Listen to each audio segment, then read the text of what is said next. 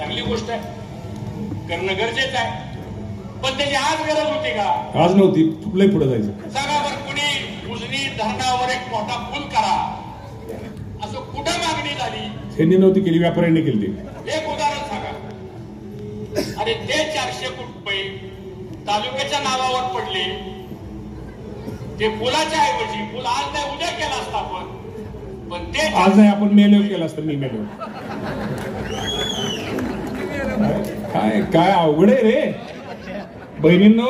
बघा दाखवताना मराठा, धनगर, तेली, माळी, सारी, कोष्टी, कुंभार, मुसलमान हा वाद न निर्माण करता प्रथमतः आणि अंततः मी फक्त भारतीय आहे ही ओळख ज्या संविधानकर्त्यांनी दिली, त्या भारतीय संविधानाची तुम्ही एकीकडे शपथ खाता आणि दुसरीकडे राजकारण जातीयवादाकडे नेता. संत रविदासांनी 400 वर्षापूर्वी सांगितलं होतं, ऐसा चाहो राजमय जहां मिले सबन को अन्न और छोटो बडो सब सम बसे रैदास रहे प्रसन्न.